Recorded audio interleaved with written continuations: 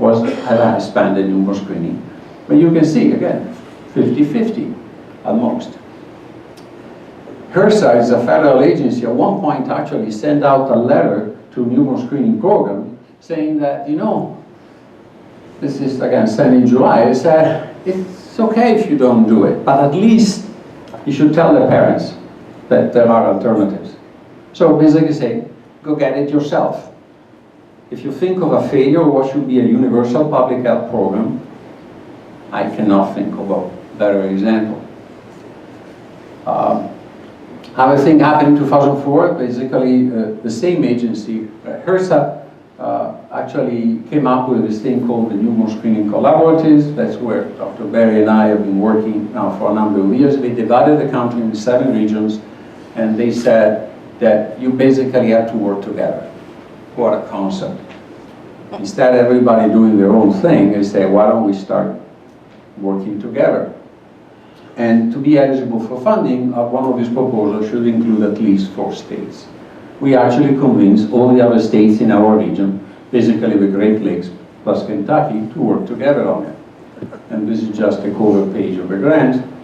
And our goals were 3 goals, and I was mostly involved with the first one. Again, implement a universal screening confirmatory testing on with organic acid, fatty acid, and amino acid. And the objective, first and foremost, uniformity of testing. Second, improve performance in a transparent way, specifically achieve the lowest possible false positive rate. But the big grant in 2004 was actually a grant given, again, by the same agencies to the American College of Medical Genetics, and they really came with the idea of standardization, outcome, and guidelines. There was a steering committee. I believe Tricia was a parent representative. There's a lot of people involved, and also they created a uniform panel survey that actually I was asked to chair. And we came up with a forum questionnaire. Basically, this what we tried to convert into a scoring system. All of these diseases, everybody wants screening. Okay, it's time that we start saying who needs it the most. Interestingly enough, when all of this said and done, and the dust settled here, MCAT was ahead of any other condition, including the one that were already being screened.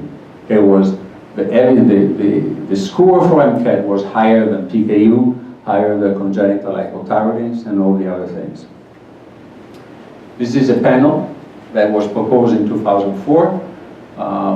42 conditions, you see 2/3 of them were either organic acid or fatty acid oxidation disorders. The other thing we did in 2004 is what we call the Minnesota model.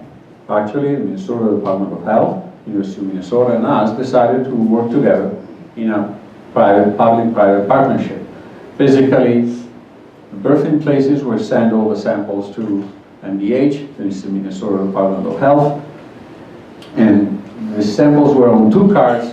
They were keeping a card, sending the other one. They were doing the regular screening, we're doing the MSMS screening.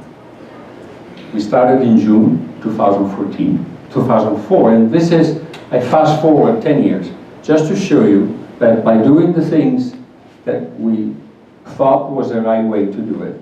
This is when MDH was still doing it. Obviously, the false positive rate, the lower, the better. This is 10 years we did it, and the last year we actually got to a point that in 1 year of 70,000 plus babies, we had only 17 false positives. I do believe in my heart today that if we were to do it again, they would be lower, much lower.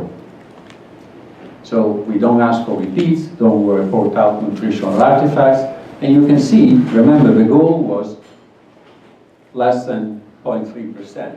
Our false positive rate was more than 10 times lower. And the false positive predictive value, the batting average, if you talk baseball, was close to 70%.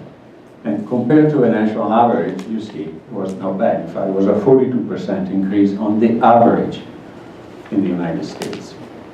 2005, I have to mention the death of my mentor, Dr. Walkley, mentor, and many others.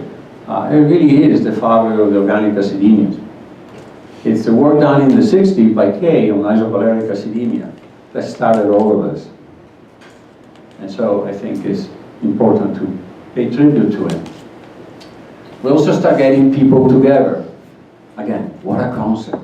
Get together in a room and start sharing data. Ooh. And believe it, it's not that simple. So we have a representative, Christy, you might recognize Christy Bentler, Minnesota, the guy from Michigan, the guy from Wisconsin, from Illinois, from Ohio. And again, what the concept? We decided that perhaps if we put all the data together, we might actually come up with something that is kind of useful. So what you see from left to right, you have the range in the normal population, the range of cutoff values, and then the actual range of values in methylmalonic, cobalamin C, and propionic acidemia. The whole idea is just look at it. If you cut off overlaps with a disease range, that tells you the proportional cases you are at risk of missing. Just look at it. Your cutoff cannot be up there. See, if you have a cutoff around 10, means that it's above the middle line for methylmalonic. Means you cut off at 10 has a chance to miss half of the cases with methylmalonic acidemia. I didn't make these up. These are real numbers. At that time also, Minnesota was the first state to actually have performing testing for all 42 conditions that were included in the recommended panel. And you can see we still have only, well, we have 2/3 done, but still a third. Mostly Kentucky and Michigan, they were lagging behind. 2006. So I call it the implementation process. You see now, things are changing, are moving.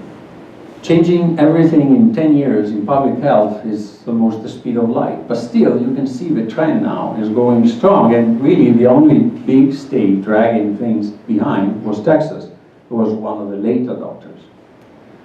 In fact, in 2006, we can say with a straight face that Minnesota was the state doing the most comprehensive screening in entire North America, screening for 53 conditions.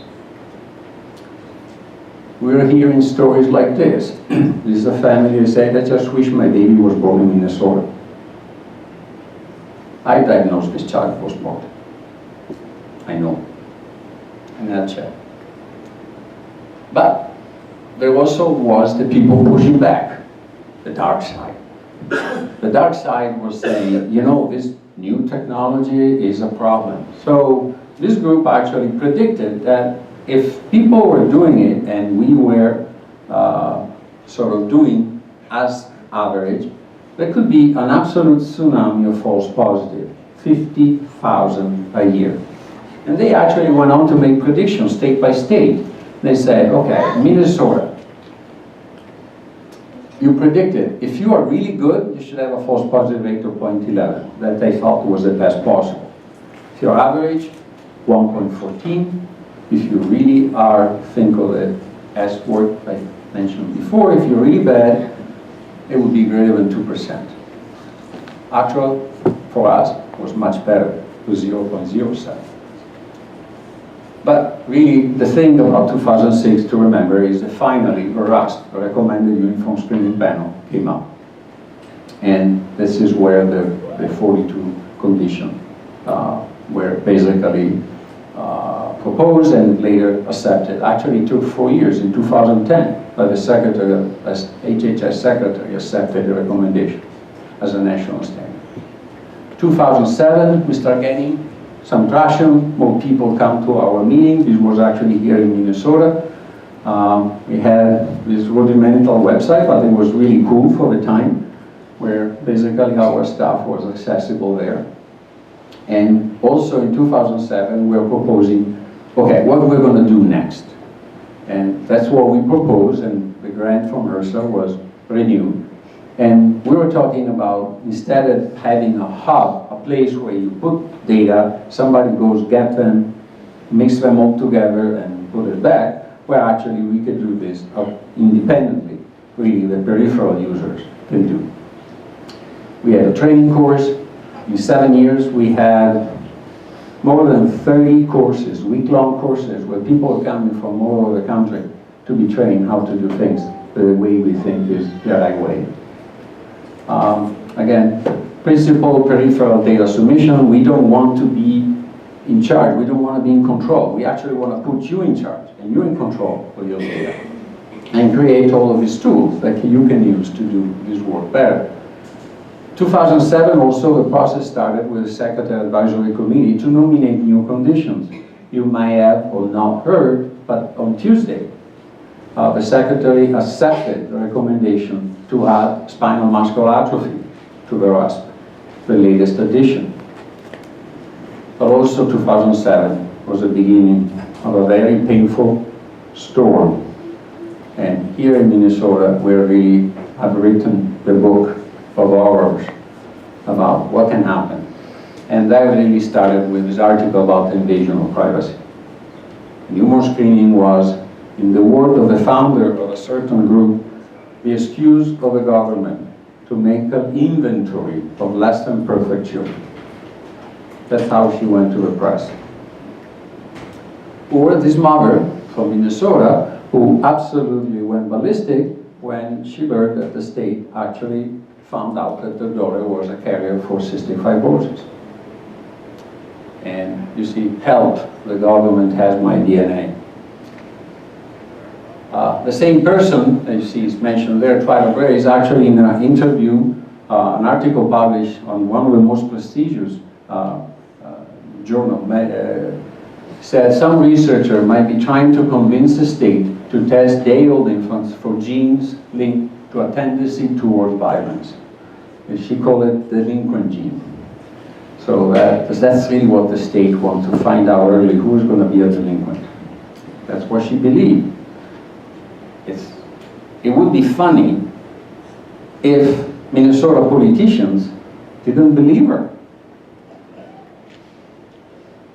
2008 was actually interesting. So we achieved what we want in the United States, and man, the people up there were really giving hard time. So the British were saying, wow, we're doing different things. Why the USA screened for 42 conditions and the other states screened for less? There was actually a group in Germany that had this cartoon at the meeting, says that the Americans, if it moves, shoot it. So we do everything. We are insane, we are superficial, we are just, you know, gun happy, whatever. And I actually took that personally a little bit. And so in this room full of Europeans, by now you probably can tell I'm not a really shy guy. But I told them, if it's too hard to do it right, just skip it. So I show them this. I thought that Europe was metabolically challenged. If they had eggs, they would abuse it. But also here in the United States, we have a really interesting group of people that are really good at talking, do nothing. They're called ethicists. And they have a collection of people. Yeah, Jerry, I thought it made you laugh, but there are some names here of people they just despise. They do nothing, they criticize everything, and they just make a living out of getting grants so they can talk more. Our group kept growing. San Antonio. 2009, well, that's a lawsuit. That's 9 families sued the state of Minnesota for state genesis, for violation of state genetic privacy law. They also wanted opt-in. Opt-in means that you don't get screening, only if you ask. And this shows that if just looking at some old data, but in Minnesota, with overall detection rate of 1 in 500, basically all you need is 1% of patients or families to opt out, a baby will be missed. There was this article, a story about a mother who, influenced by all this privacy concern, refused newborn screening, and only because the absolutely heroic nurse who went back once, twice, 3 times, say, you gotta do it, you gotta do it. And eventually this mother said, okay, I'll do it. The child had galactosemia, would have died of sepsis in the neonatal period if that nurse didn't insist on doing screening. 2010, we had a website. I was so incensed when I was showing it to some IT colleagues at Mayo, and he said, "It looks so 80s." What the heck? I said, there were no websites in the 80s. But hey, that's the way it is. But we are really telling people to collect data and to compare data. Compare yourself to others. Instead of having fear of judgment, actually see how you can learn from it. And we have all these tools. And then this, if you're familiar with the program in Microsoft Excel, this was the most insane Excel files that man can create. To create these tools, there were 4,000 different spreadsheets linked together. It was necessary. And the first, of course, was VLCAD, where we thought there was the greatest need for a tool that will allow us to tell the false positives, and particularly the carriers, because carriers for VLCAD can have a biochemical profile, abnormalities. So the tool went through many iterations and getting better and better, but still in Excel. So we had to move to the next level. It kept growing. We also start publishing. This is the insane paper, 247 authors in alphabetical order. So if you have really eagle eyes, you can see that I'm in the middle with the R's. And it really was this concept of equality. If you contribute, you're an equal partner. There are no, gold sponsors or silver sponsors. We kept meeting and growing. 2012, well, we had another paper, and this time we're really throwing the grenade. We said, get rid of those stupid, cutoffs. These things that decide who is normal, who is not, they are flawed. They are senseless. They are artificial. They are wrong. Yet, they're sacred. So we said, get rid of them. The whole idea is that you can take complex profiles, and instead of doing sequentially, you do it all together. You dump in the data, and the tool, we call it a parallel algorithm, will tell you if something there is informative or not informative. Now, when we did the study without analyte cutoff values, we actually went back to a number of false positive cases for different conditions. Now, I'm not here to claim that we achieve and never will achieve perfection, but I can tell you, we could have prevented 88% of the false positive cases that were shared with us. Sorry, false negative cases. These are cases that were missed by screening. We could have picked up almost 9 out of 10. 2012 also, there was a transition, the grant ended, and we switched to this thing called the Human Screening Translational Research Network. It was also funded by the NIH and ICHD. Now, just for fun, and this is family rated, G-rated, some of the things I heard along the way were really hilarious. Now I can laugh about it. So at one point, and these are unedited quotes, we said, why don't you submit normal data? And they said, we're not submitting normal results because we're normal. Dude, I mean, it's just, they don't get it. That this comparison between normal and abnormal is what gives you the answers. On a Human Screening Advisory Committee said, we are done with you. We don't want to have to hear from you ever again. I said, okay, good luck. My favorite one is this one. So I said, let me come to your meeting. Let me make the case why you should participate. And they told me the meeting of our committee are open, but the location time are secret. Somebody else says, well, if we use this stuff and tell us not to make a call, we still have to do it because that's what our policy is saying we should do. We have to follow our protocol. So you know you're jumping off a cliff, but nevertheless, that's what the policy said. And this is a program with a false positive rate of 1.1%, double the national average. This also was interesting because this is actually a letter that was sent to all metabolic experts in one particular part of the world that says, okay, we'll give you the numbers. You can run these tools until you turn blue in the face. But let's make it clear that we will not use them to make